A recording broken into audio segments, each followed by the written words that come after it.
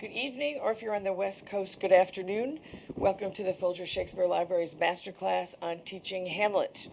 We are coming to you live from the studios of Alabama Public Television, which are situated right inside the Folger Shakespeare Library.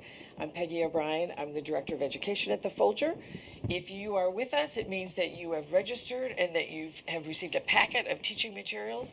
And it also means that several days after this masterclass is over, we will send you a link so you can get to the archived version.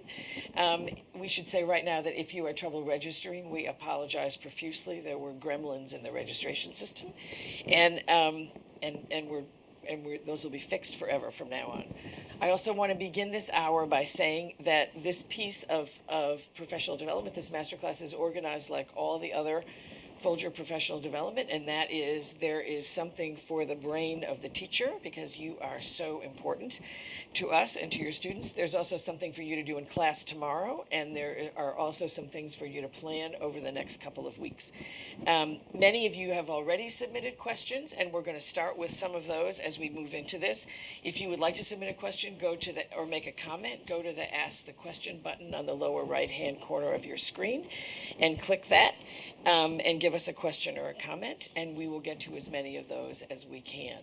We are going to start this masterclass by talking about scholarship. At the Folger, we look at plays through the lenses of scholarship, performance, and classroom practice curriculum. And so we're going to start with scholarship. What a better way to start Hamlet. And we are going to begin that with a conversation between two extraordinarily fine scholars. I am not going to go into their bios in detail because you have them in your packet. But I want to introduce you to Gail Kern-Pastor, who is the Director Emerita of the Folger Library, and she's the editor of Shakespeare Quarterly. And also to Michael Whitmore, who is the Director of the Folger Library. So these are scholars with a lot of status and a lot of great knowledge of lots of plays, including this one. So we know that there are lots of different ways to look at any Shakespeare play. We feel like in some ways there are more ways to look at Hamlet, or at least as teachers, I think we feel like there are more ways to look at Hamlet than most. Clearly, from the questions that we've gotten, we know that many of you seem like you're looking for a definitive way to look at this play.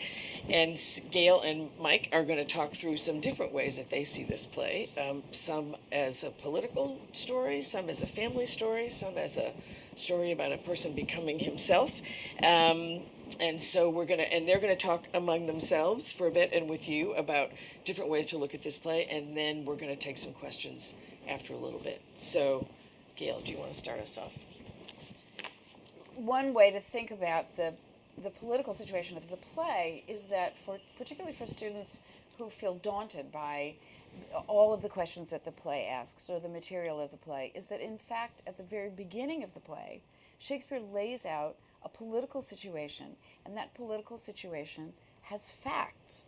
And the facts are that the state is in a state of crisis. It seems to be looking anxious about a potential foreign invasion. There has been a regime change. We learn in the second act that the former king has died, that his place has been taken by his brother, that his brother has remarried the queen. And so these are facts which set up the atmosphere of the play. It's a hereditary monarchy, and so it's an elected monarchy. Exactly. and that therefore the whole question of why the throne has gone to Claudius and not to Hamlet is part of the sort of the political dynamic that we begin with, and it's an atmosphere of tension and disappointment. I think it's the atmosphere that follows the opening scene on the ramparts where there's so much uncertainty. They're trying to figure out what lies beyond the mist and the walls. And then right next to it, you've got this political question of why the election fell on Claudius instead of Hamlet. It's a bit like if you thought of a crown descending straight down from father to son. In this case, it kind of did a dogleg, and it went to Claudius. So that question of the succession is one that's always on the minds of everyone at court.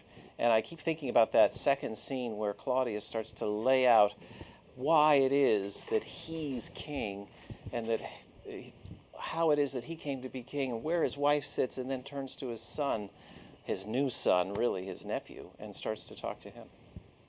And when we think about all the reasons why Hamlet has to feel unhappy and disappointed at the beginning of the play, those are really profound and deep questions, but they can start with the basic facts, which is that Hamlet is upset at his mother's hasty remarriage.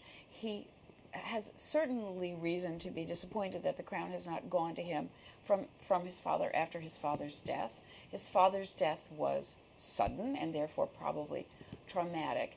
And it is also very possible, because Claudius describes Gertrude as the imperial jointress to this warlike state, that Gertrude may have had a hand in preferring her brother-in-law to her son as the heir.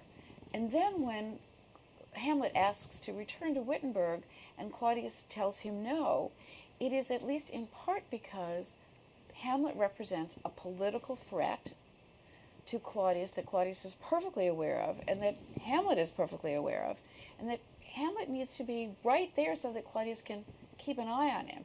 So that there's this the hard facts of a political dynamic and political tension that you can then use to build another conversation about all of the family and the family emotions. Well, and let's take you just gave the realpolitik interpretation of where the chess pieces are in the beginning. And I think what then happens is that you get this discussion about the mighty contest of opposites, where Claudius is the one who's inside the castle and Hamlet is outside, and all those discussions of mining and countermining and hoist on his own petard, that's what they're talking about, is actually trying to perform a siege and to get the gunpowder under the walls so that you can pull them down and then bring your soldiers in.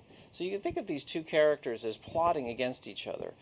Claudius is thinking like a great politician, my nephew has great reasons to be upset. And now he wants to begin testing. Why is he upset? Let's get Rosencrantz and Guildenstern in here to start doing that.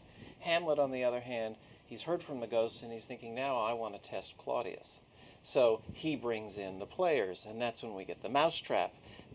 It's a trap. It's there to try to figure out how to catch the conscience of the king.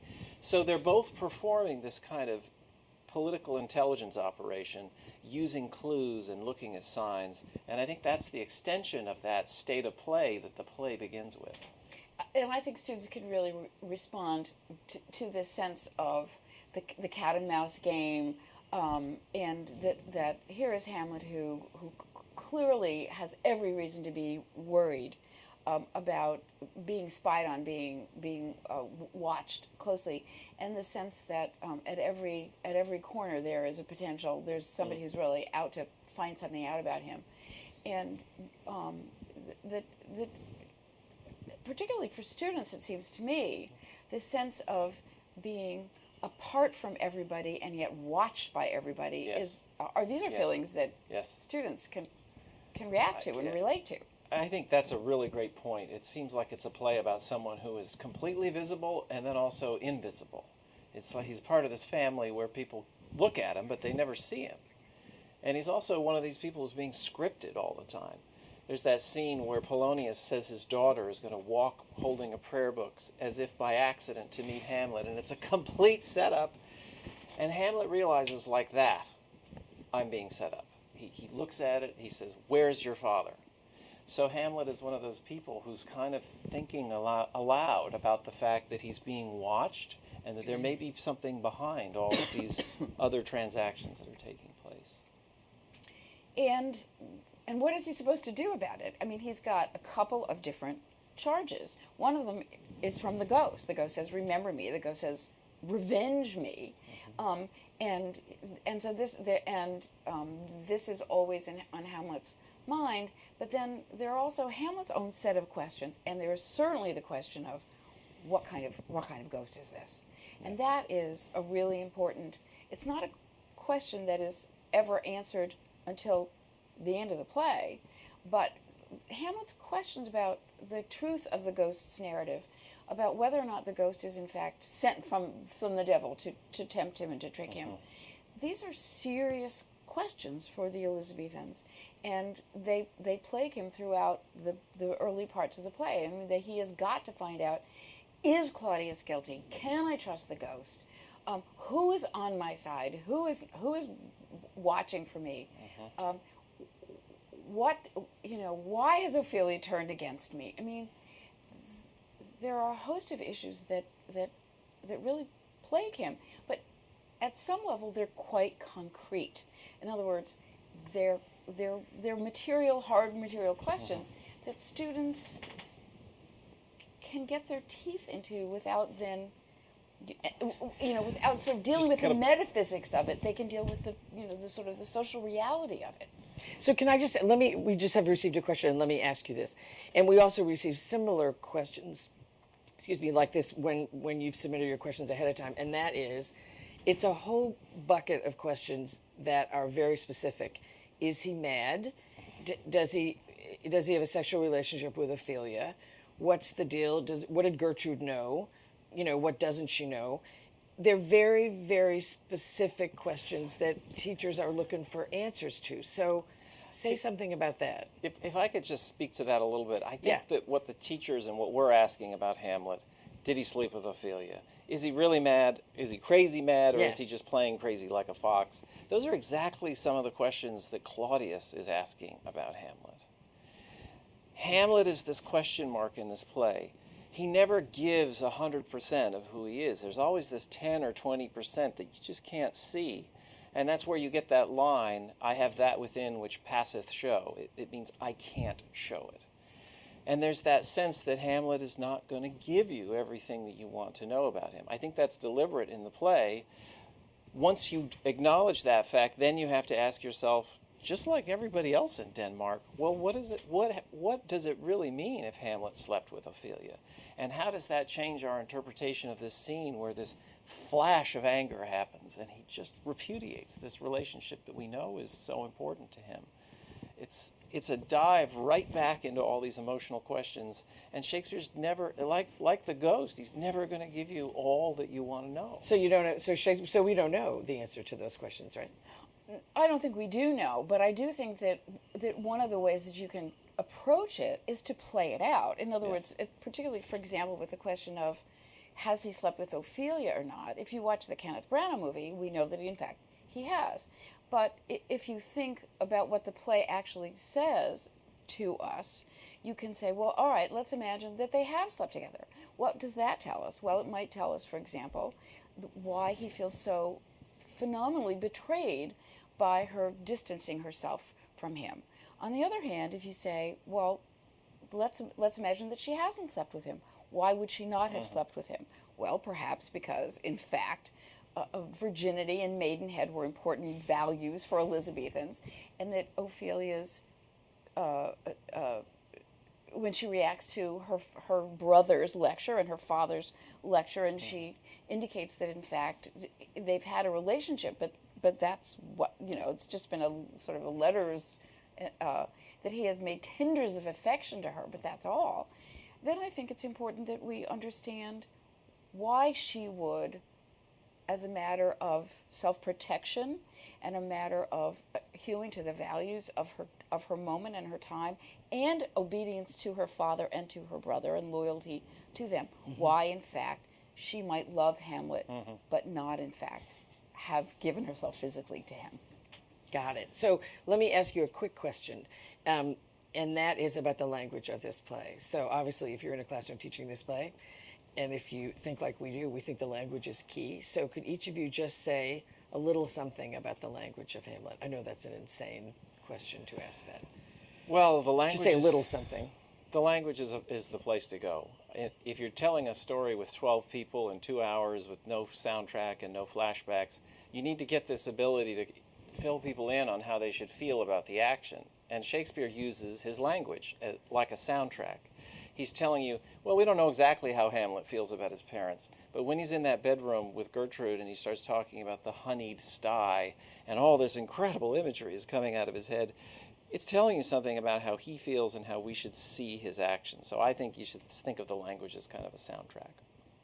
I also think that it's a little bit like a staircase. I mean, in other words, if you think, for example, of that most famous soliloquy, to be or not to be, those are really simple words. And there's the question, to die, to sleep, perchance to dream. Well, perchance is maybe a little archaic, but to sleep, to dream, to die, these are not These are not. It's when he puts them into relation with one another that things get a little metaphysical. But the language is not that hard. And I think that is often It's the not case. that hard for whom? It's not that hard for anybody who recognizes the vocabulary. I mean, in other words, think about the vocabulary of the play as having this tremendous range of difficult to not difficult. And there's a lot of the language of that play which is not super difficult.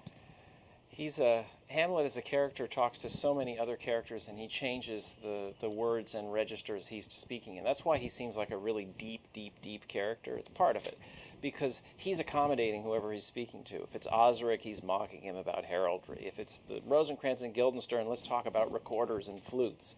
But there's so many different kinds of things that Hamlet talks about. And it's because he's talking to so many different people. But using all those kinds of words in all those ways makes him seem like this opal, this character that has so many layers, and he just turns and you see something new and new and new. But think about it, too, as being what a prince is supposed to be, right? Which is somebody who can talk to everybody. That's their job. And he is and does. At this point, we have to thank you, because we're moving right along through this class. We want to thank you. Discussions of Hamlet have been going on since the early 1600s, and this is just the latest in the series. It's great to have had this one. We are now going to bring a group of students into this masterclass via the magic of videotape. And because, of course, our students, we want them to be able to make sense of this play on their own with a little bit of help from us. So we're going to have a little bit of tape of a workshop that we had here at the Folger last week, and we'll talk more about that in the next segment. Thank you so much. It's a pleasure. Thank you.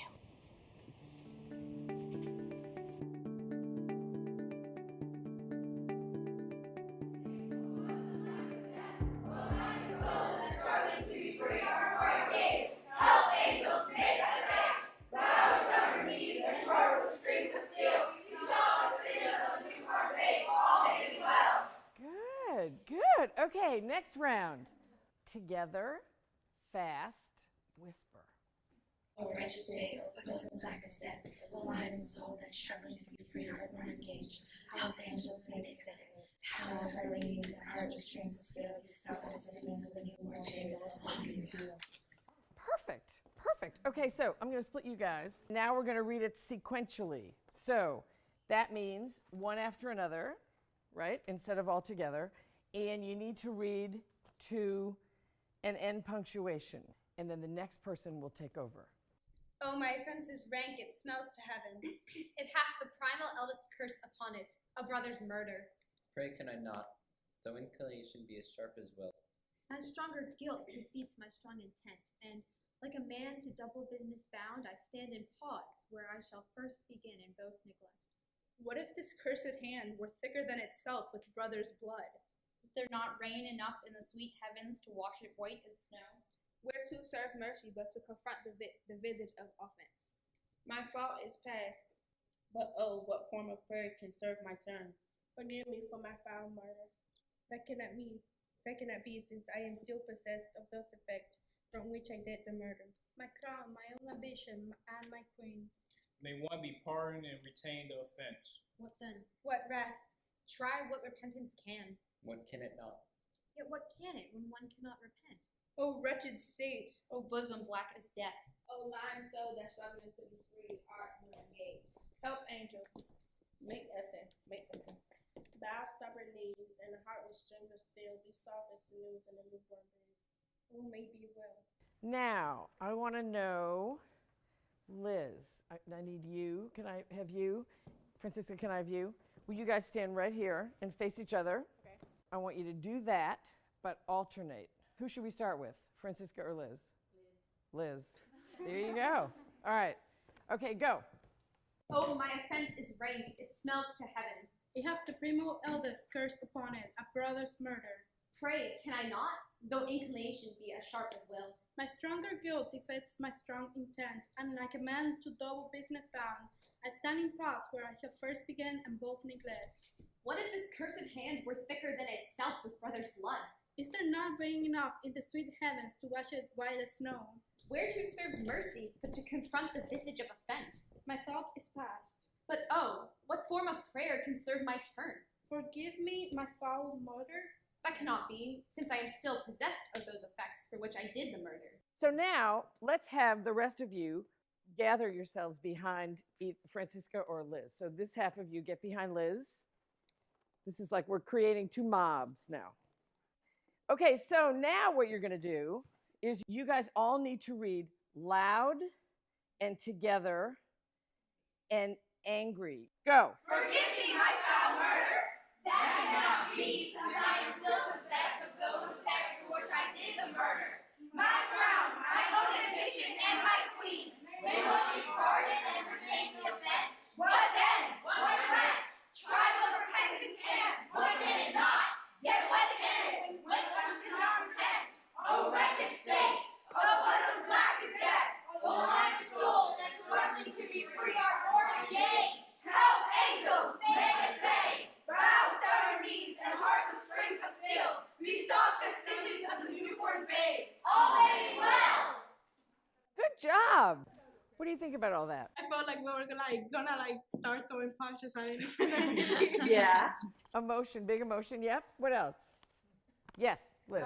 When we were reading it back and forth to the full stops, it showed that the person that's speaking the speech is questioning themselves just back and forth, and that really comes out when you do it divided like this. So what do you call those speeches in Shakespeare where where one person's talking but they're having an argument with themselves?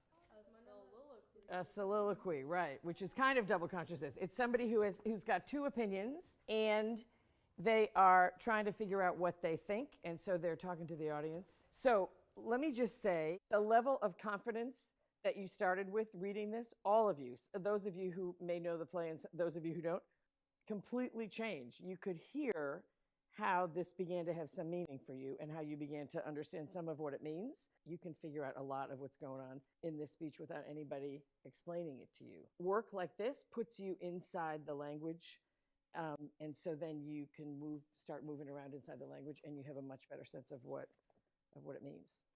Any other questions about this stuff? You guys did a great job.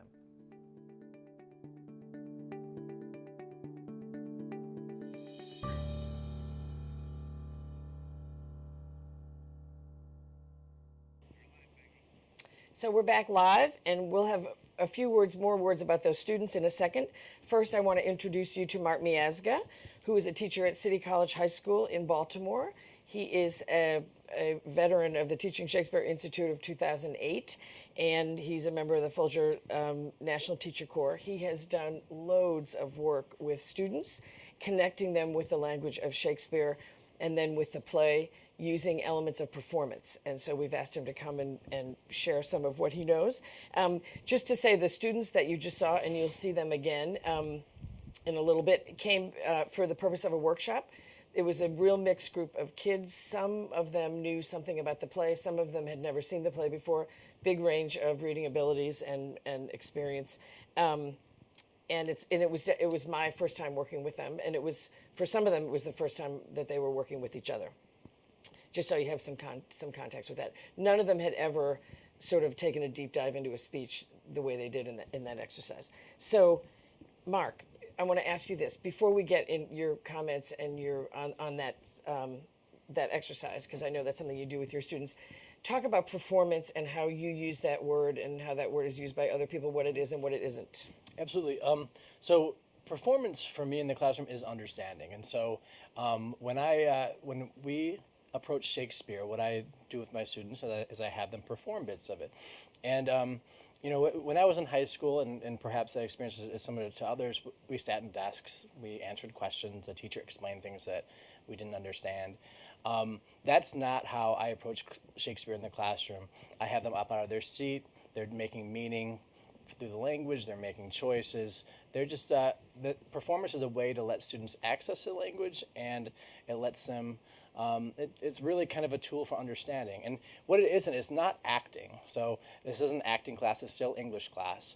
It isn't about who's going to be the next Denzel Washington. It's about who's going to be, like, what choices can you make with the language? What gestures might a character make at that moment? What tone of voice might you read this line? And that shows you're understanding Shakespeare. And that's how you understand tough things to read.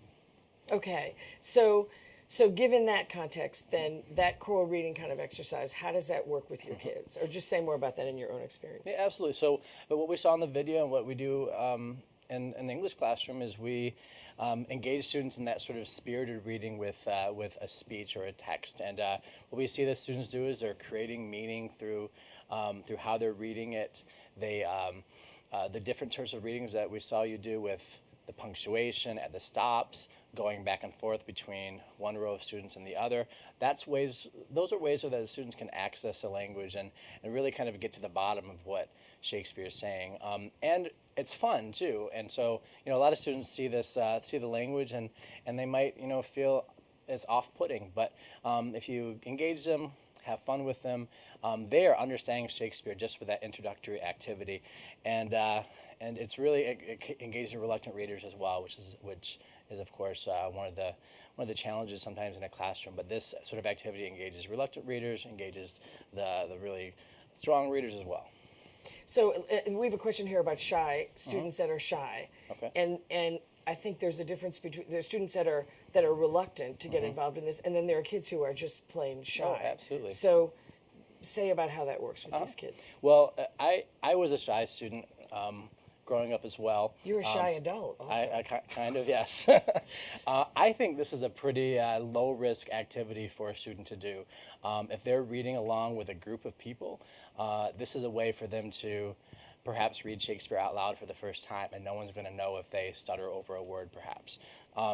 So that's one reason. And as we kind of delve into the text more, I might ask that shy student a question that might have, a lot of different answers that will focus them on a line and have them make a choice about the line. And that's kind of how I would do with shy students. So I think shy students, this works very well for them, actually. So we should also say that actually in this exercise that you saw, these kids had that speech on a sheet of paper, no notes, no nothing, just the language, and there's no conversation ahead of time about vocabulary, about what they should do. We just start off cold with them, so they're in it and they're doing it kind of before they know it.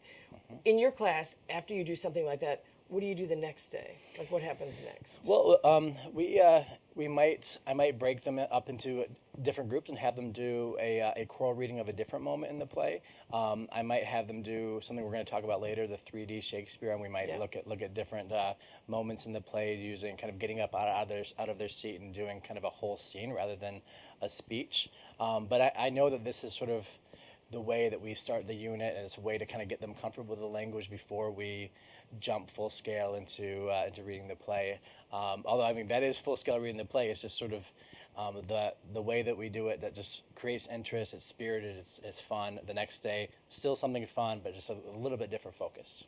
Does it change their attitude? I mean, do your students come into your classroom thinking, oh man, oh yeah, boring, terrible, not you, but the playwright, right? Yeah, absolutely. Like, students with Shakespeare have had differing experiences. They've experience where the teacher has given them a Spark Notes version of the play where they kind of read back and forth and just read the translated version. This is the No Fear? Yeah, the No Fear stuff. More on that. Yeah, we have a lot to say about that.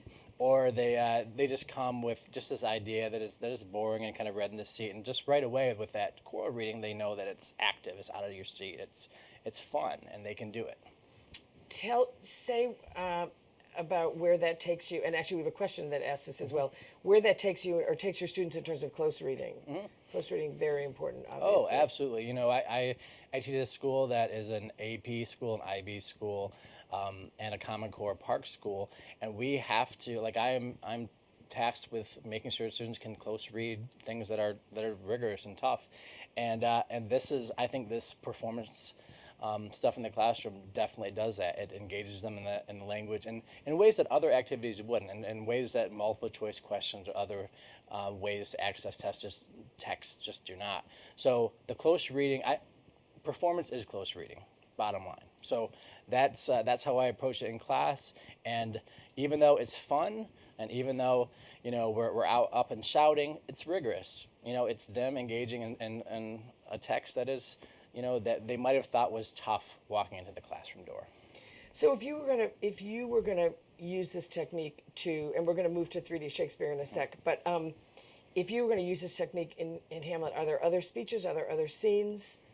What do you think about Hamlet? Other parts of Hamlet where this would be useful? Oh, for the core reading, any soliloquy that you can hear a character going back and forth. One thing I loved about the choral reading that we saw was the students sort of realized that it was focusing on internal conflict, and the one student had the comment about, oh, it felt like I was having an argument with the other thoughts. And so any soliloquies, for example, even the famous "To Be or Not to Be" soliloquy would work very well for a choral reading. Or anything else throughout the play where you feel like a character is going back and forth between two different ideas or more. Yeah. We have had a lot of questions from you before we started about getting kids deep into the language, and we're going to deal with that some more we're dealing with that throughout, but we're going to have more conversation about that. But this is certainly one way. We are now going to move to another clip of this technique, which we and a bunch of other people that we work with tend to call 3D Shakespeare, and that is the business of getting students into a scene and getting students getting a scene up on its feet. And again, these kids that you're going to see, it's a telescoped. It's about a 5-minute clip, and you would do this in a whole class period, or maybe Absolutely. If you're really into it and they're into it, you might do 2 class periods. And again, they are working from a script that has no notes and no glosses, and there's been no conversation about it ahead of time. So if we can go to that, then we'll reconnect after that.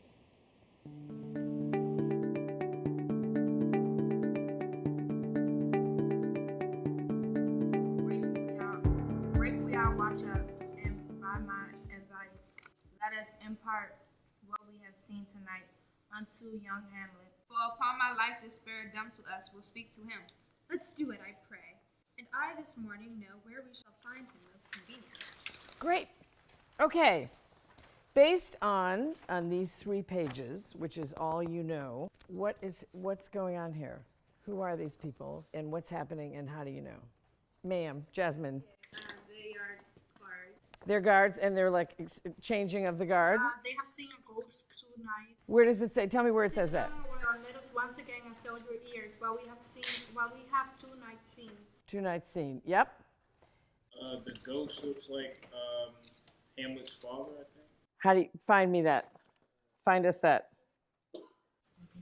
Bernardo says on like the 2nd page, look, he not like the king, so like he looks like a king. Yep. Eva, you got an observation? They've also, so we have the guards, but then we also have Horatio, and they say that Horatio is a scholar. They say thou art a scholar. So maybe they think that he'll know more about the ghost than they do. Find me in here what makes you have that idea. So they say speak to it, Horatio, and they keep telling him speak to it, Horatio, like a couple times, and they want him to talk to the ghost instead of them. Right. Okay, now we're going to read it one more time, but we're going to read parts. Shall I strike it with my partisan? Do, if it will not stand. 'Tis here, 'tis gone. It was about to speak when the cock crew. And then it started like a guilty thing upon a fearful summons. Break we our watch up, and by my advice, let us impart what we have seen tonight unto young Hamlet. For upon my life, the Spirit, dumb to us, will speak to him. Let's do it, I pray, and I this morning know where we shall find him most convenient. Cool. Okay, before we get to words that you might not understand, what else? You got any other observations here? Even though the ghost goes to a length not to speak to them verbally, and even though all of the characters are saying, oh, speak to us, talk to us, I think the ghost is communicating with them by a way of mocking. Like they're mocking, like the ghost is mocking the characters by not speaking. Where do you find that anywhere in here? I don't see anywhere. Does anybody see here where there's a mocking thing coming from the ghost? I don't see it. It's not in the language. Now we could, when we get this rolling, we could play it like that, but it's not here. And that's an important thing to know, like what's here and what we then sort of, how we're going to play things. Actors, you've got your parts, right? The rest of you are directors. But let's figure out, where is Bernardo coming from? Where's Francisco? Where's the watch? Where are they? All that stuff. Well, who's off stage to begin with? Is everybody off stage? beginning. It doesn't tell you. So you decide, directors. Yeah, I think Francisco should be on stage, and then Bernardo should enter from this side. You want to try that? Okay.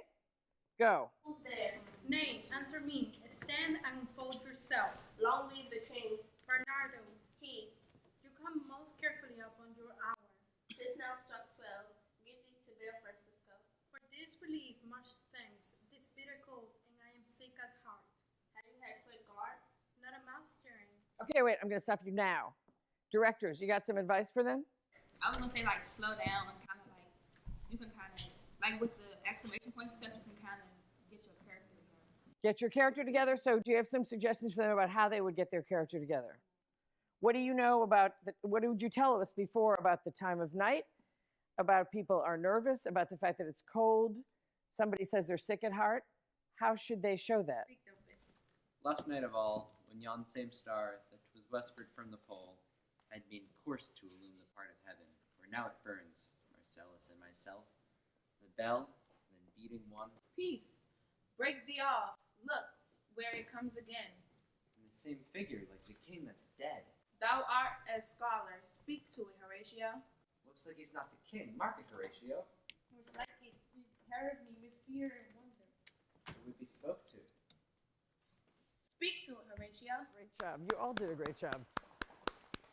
This is how people get inside a scene, how directors and how actors get inside a scene and sort of live inside this language and get led by the language and make decisions on stuff based on what's here. He didn't write these plays to be read. He wrote them to be on a stage just like this. So, and with people moving them around. So the idea of you guys learning them while you're moving around and also learning at the same time that there are a load of different ways you can do it, that there's not one way, that's something we want every student who studies Shakespeare to know. Thank you. You guys did a great job. Thanks a lot.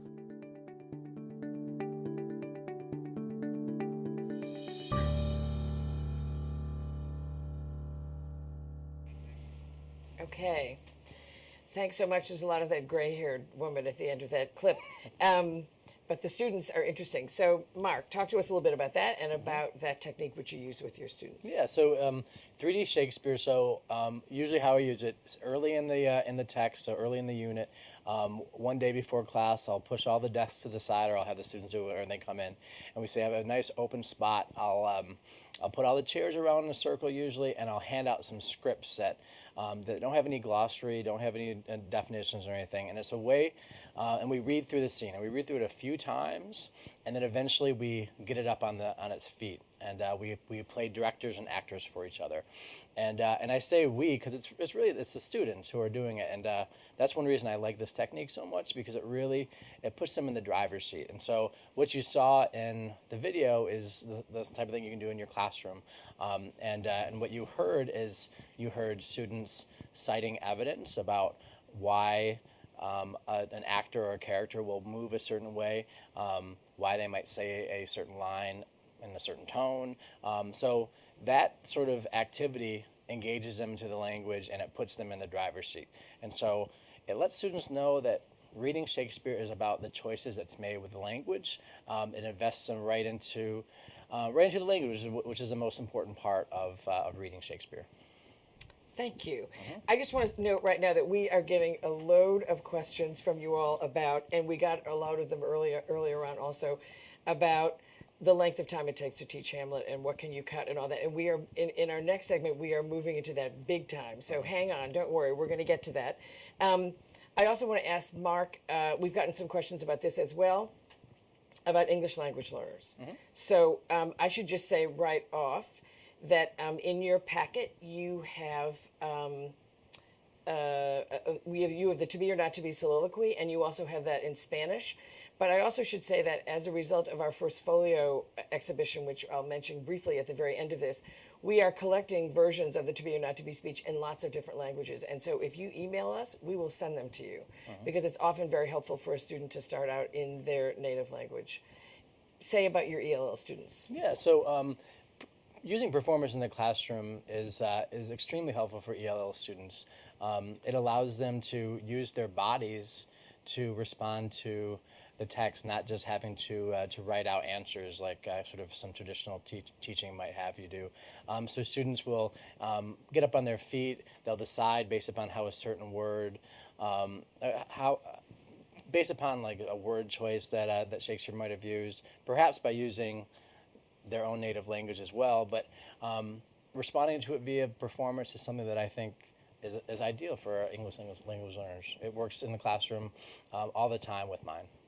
One of the things I've heard Gail Pastor say is about the language in Hamlet, and I forget whether she said at this moment or not, is that it's a huge range. He uses a lot of complex words and concepts, and he also uses a load of monosyllabic words, and probably that goes to Mike Whitmore's point about who he's talking to. The scene that we just showed you, and that's also in your packet, is the first scene in Hamlet, and that's some pretty simple language, and it's chosen for that reason, so that students for whom English is new or who are struggling readers for various other reasons, they'll have something to hang on to. Yeah, absolutely. And there's other scenes like that too. And you can do some cutting, which I know we're going to talk about a little bit later in this segment. That could also be very helpful, because it's all about the depth that the students get into with the language. It's not about the plot. It's not necessarily about the plot. Like, you can tell them certain aspects of the plot without like having to read every single word in the play, and that's important for all our readers, but English language learners, I think, in particular. Right. Let me ask you one last question, because we've had this as well, and that is, what about? I mean, we all teach in the world of high stakes testing. Absolutely. And so these kids are like fooling around. They're fooling around in class. So how does this all work with high stakes tests? I mean, I think this is a direct path from engaging in a passage from Shakespeare and then engaging in some tough language on the SAT or the PARCC exam or on the AP exam, because having the student be able to access the language through performance, think about word choice, think about images, think about all those things that come with reading something very methodically in the study in preparation for performance, and then responding to it in performance is definitely a way just to get kids ready for these rigorous exams. And this is, I teach in a high stakes testing environment, just like I'm sure a lot of you do, and this is what we do. I will send students off into the building to create little group performances of Shakespeare scenes, and they'll come back, and I'm fully confident that they're preparing themselves well for IB, AP, SAT. Thank you. We're going to thank you, Mark, and we are. Let me just make sure I'm on the right track here. Yes, so we're going to start off our next round with a couple of other teachers talking a lot about cutting Hamlet. We just want to say that Hamlet uncut, is 4 hours. So directors cut Hamlet all the time, and we think actually probably at the Globe Theater we know that there probably wasn't a 4 hour performance of Hamlet. So cutting Hamlet, go for it. We'll be back with more on that. On our way to that, though, we are going to start off this next round by hearing from a number of teachers who we met when we were at the NCTE conference in Minneapolis a week before Thanksgiving, and who were kind enough to share with us their thoughts and insights about teaching Hamlet, and you will see that their concerns are also your concerns. So thank you, Mark, and we'll go to the clip. Thank you.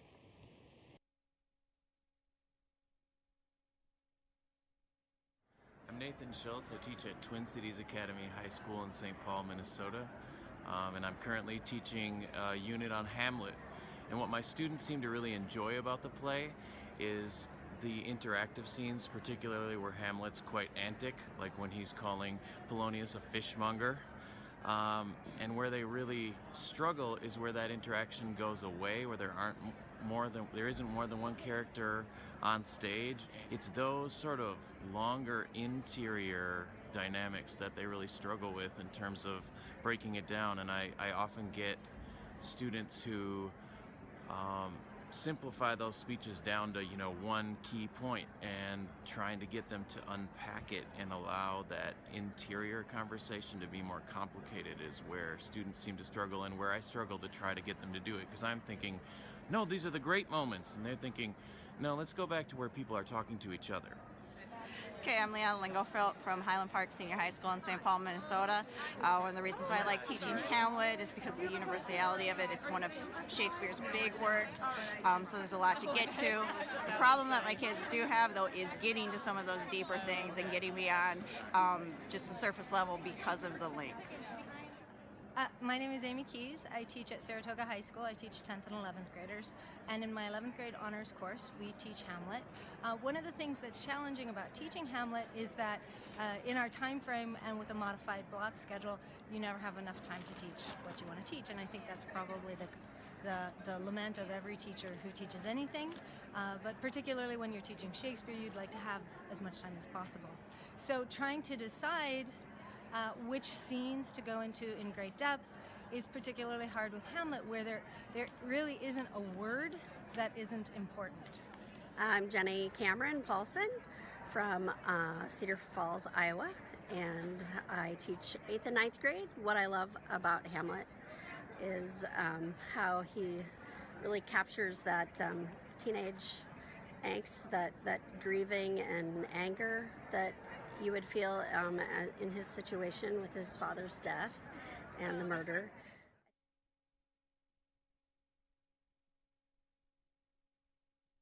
Okay, we are back live, and we are going to get to the comments and questions of those teachers, and also we will continue to get to yours, but I'm going to introduce to you two terrific expert teachers. Both these women have taught all kinds of Shakespeare to all kinds of students. Jill Burdick-Sapancic is a teacher at Thomas Jefferson High School for Science and Technology in Fairfax, Virginia. She has taught in California schools. She's taught in an urban charter school in Washington, D.C., and now she's at TJ. She's also taught Hamlet.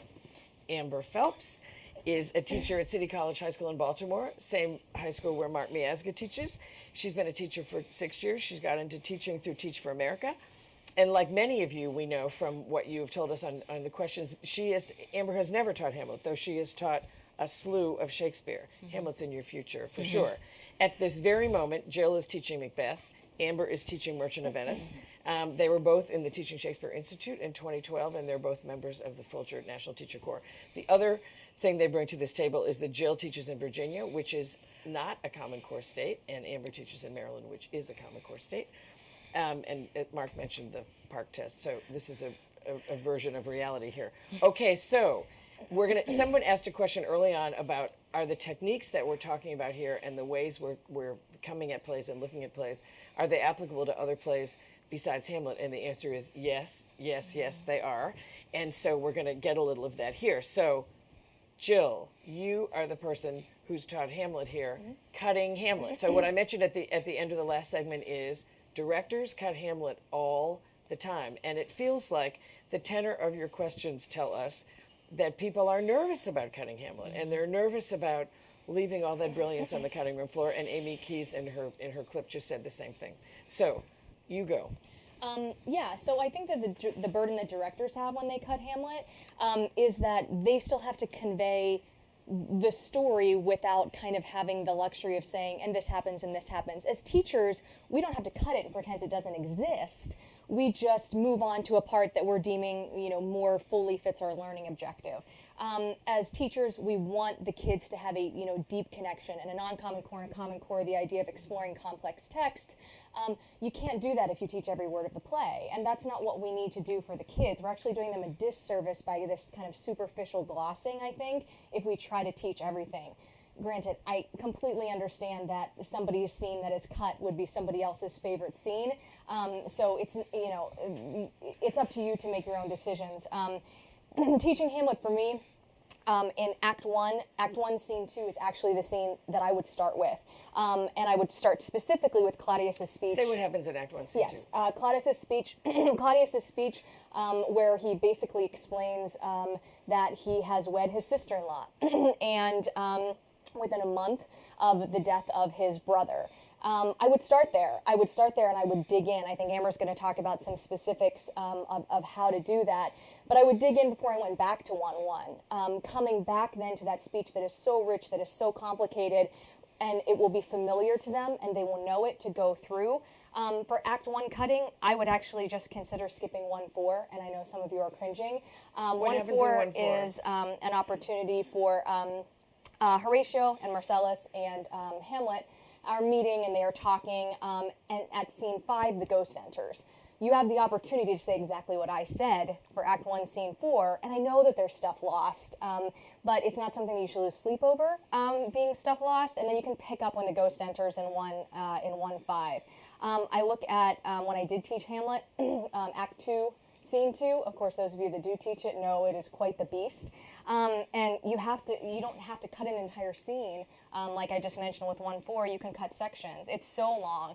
You might consider cutting the section where we do initially meet the players. Of course, they come back in big time later. In 3-2, when they actually perform the show that's going to catch Claudius in the act. But you might just mention that Hamlet meets the players and he feels a certain way when he meets the players, and then kind of focus on his speech at the very end before you transition in. I think it's the best way to do that. I'm going to pivot to Amber for a bit, because you are teaching Merchant of Venice right now. Yeah. And I said to you earlier, are you cut part of that? Or did you cut part of that? And you said, oh yes, absolutely. So tell about that a minute. Yeah. So the trial scene in which Shylock is stripped of his religion can run about 20-25 minutes. So when doing a performance of it, kind of shaving down some of the conversation that's going back and forth between Shylock and Bassanio and the good negotiations that's happening, and then also cutting out completely Act 5, the one scene in which that kind of ties up the play, but kind of doesn't. Kind of doesn't. Right. Kind of an odd ending to this play, particularly if you see Shylock as like the product of the oppression that exists around him. It's kind of a weird ending. So you cut the whole act. Yeah, cut the whole act. Yeah. So, and you're teaching Macbeth right now. We're into cutting entirely now. Yeah. So yeah. Oh yeah. So just you today. You have a Macbeth story. Oh yeah. Today we went ahead and cut Act 1, Scene 5, and Scene 6. In Macbeth, what that is the scene where Lady Macbeth receives the letter from her husband about the prophecy and reads it, and then the come immortal spirits on sex me here, and it's awful that I cut it. It's terrible. It's terrible, but I wanted to spend time on 1-7 and the interaction between Lady Macbeth and Macbeth. I wanted to do some paired text stuff, and that's just what happened, and it's okay. The kids are still interacting deeply with the text, and they still understand enough context so that it made sense. So you both feel like when you cut a play, just drop out sections and say, here's what happens here, that you feel like your kids end up at the end of that with a sense of the play. You obviously feel like they know what they're doing. They also are able to take high stakes tests, and so just say, each of you say a sentence about that, because that's important. I think that's one of the things that we worry about. Yeah, I think I heard Mark say it, but I think for the kids to spend time on shorter sections of Shakespeare, that complexity and digging into it when they are presented with that on these high stakes tests, I think oftentimes what they find is it's not going to be as complex and as rich, and I think they find it easier once they've had that experience looking at Shakespeare. And that, of course, goes right to close reading. Mm-hmm. So, Amber, you use a technique with your students. You and your students do something called text marking. Yeah. Text marking. Will you give us a little shot of that? Absolutely. So I usually blow up a copy of a soliloquy or a monologue from the play, tell the kids to break out a pen and a highlighter, and we just fill the paper with ink. So we're just marking up the text, reading it multiple times, reading it, having one student reading the entire monologue, and then having students reading to full stops, as we saw in the video earlier, then kind of breaking down the language, researching allusions, looking at striking images. So Act 2, Scene 2 of Hamlet, thinking about some really interesting words that Shakespeare is using, kind of golden fire to describe the sky, and that what is that showing about Hamlet's feelings about being detached from nature and what it means to be human, and looking at different patterns of words, like where do we see words that are associated with detachment, where do we see words that are associated with nature, and kind of tracking that throughout that, looking at syntax as well. So let me ask you, you give the kids a speech. Mm-hmm. How do you have somebody read it, or you have people read it? Are kids in groups, or are they working individually? As at the beginning of class, we start off as an entire class, as a whole class. And you're probably thinking, oh, I have 34 students in my class, but it works. Actually, I'm not thinking that, because I've had 34 students. I'm not thinking that. But so what's your first prompt after the kids have read it? What do you say? So I just ask them guiding questions about what do we think this character is experiencing in this moment? Like, how do we know? Like, what words are we looking at? Is this a monologue or is this a soliloquy? Like, how do we know if this character is interacting with someone else? And they're marking up the text the whole time, and they're talking to each other. Yeah, absolutely. Excellent. What about? I'm going to go back to a question that Mark and I talked about earlier, but I'm going to reintroduce it because we have some more questions about it, and that is about English language learners, and both of you have English language learners. Yeah. So can you talk about Shakespeare and that, and how those fit together or don't? Yeah. You want to go? Yeah, go for it. Okay, so I think comfort is big, and kind of comfort and ownership with this. You guys have in the teacher pack that came out with this a great section on the 2-line scenes, which you can actually use to function as tossing lines too. I do this at the start units, typically at the very start, and then even before kind of a big act that might happen, and I pull these lines from it. And literally the kids read it, they throw something to somebody else reads the line, and it becomes comfortable kind of saying the words, owning the words. And more importantly, when they come to that in the text, they recognize it, and they're kind of bringing this background knowledge of it. We also kind of make predictions about what it may mean and things like that. Plot-wise, I think for English language learners with specifically Hamlet, what's cool is this idea of waiting for high school students is kind of the paradox of like completely something that they don't understand and also something that they completely do all the time. They're kids that want to take action and also procrastinate. So I think this idea of action versus inaction really works for kids that are struggling because it allows them to kind of own it, I think. Do you have a thought about that? Starting off the play, a unit with an extract, kind of dismantling the discomfort from everyone. So they know the story at the beginning. Exactly. That's great. That's great. An Elizabethan audience knew the story at the beginning because the guy didn't have very many original stories. I want to ask you I want to ask you both a question. We've gotten a couple questions here about No Fear Shakespeare. So, and I feel like lots of teachers use No Fear Shakespeare. Of course, I think No Fear Shakespeare is published by people who think that teachers are not smart enough to teach it, and your students are not smart enough to get the real thing, and those things are not true. But I think a lot of teachers use it because it makes them feel like they can cover the play faster. And what you're talking about is pitching out parts of the play and then going in deeply. So do you have a comment about that, or have you ever used it or thought about it? No. Never used it before, and like you said, like it takes away from the language, and really doing a big analysis of like the patterns of words that we're seeing, and never used it. Okay, how about you? Oh, I've used it before I met you folks here. When I taught in California, I was attempting to teach every word of the play. It was the most unsuccessful teaching experience that I've had. And it was about covering it. It was about, he's saying this, but this is what's really happening. And that was a complete disservice to the kids. And, the idea that handing them a No Fear suggests that they're not smart enough to do it. And I do lose sleep, actually, over thinking about doing that to the kids, but not cutting and digging in deeply to the actual language now. Thank you. We're gonna wrap up this section, and we're gonna wrap up this whole masterclass. Thanks to you both. We also want to thank Greta Briscala and Debbie Gaskin, who collaborated on the packet of materials that you've received. Also, our colleague Danielle Drakes, our Folger Education colleague, who pulled this whole thing together, and of course our partners at Alabama Public Television. Our greatest thanks, of course, are to you for participating in this. If you made a suggestion or submitted a question actually that we didn't get to, and we had a couple about video that we didn't get to, look on our blog, the Teaching Shakespeare blog, or on social media, and we will answer those questions. It'll take us a little bit, but we will answer all of them, and we're happy to do it. Our next masterclass, which will be completely free of registration glitches, will be on February 11th, and that will be on teaching Othello.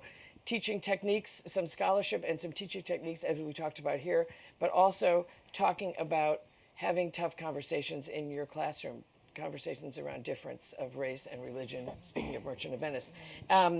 You can find more about the master classes at folger.edu/master-classes. We want you to know two more things before we wrap.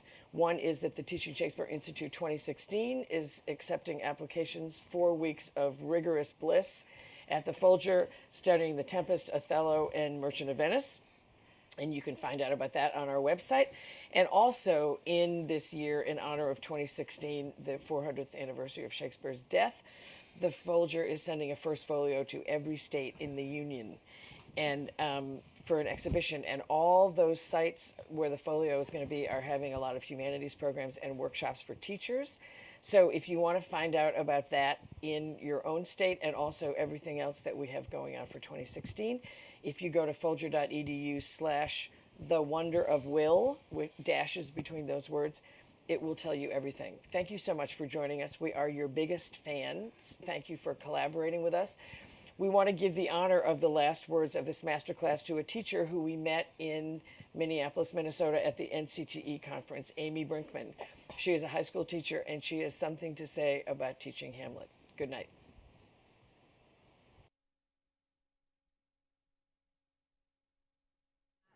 Hi, my name is Amy Brinkman, and I'm from La Crescent High School in La Crescent, Minnesota. So it was a challenge to get them interested in the language of Shakespeare, but once they could uncover the depth of the language, they really enjoyed it. One of my favorite things about teaching Hamlet is that we made it very active and it came alive for them. Students performed scenes, students practiced what they were going to do on the stage, and they actually performed part of a scene for their class. One of my favorite examples of a student getting into the play was a student went to our anatomy teacher and took the head off of one of the skeletons in the room and then used that for his production as he was Hamlet and talking about Yorick. I really enjoyed teaching the play, and I think it's something the students will remember because we made it come alive.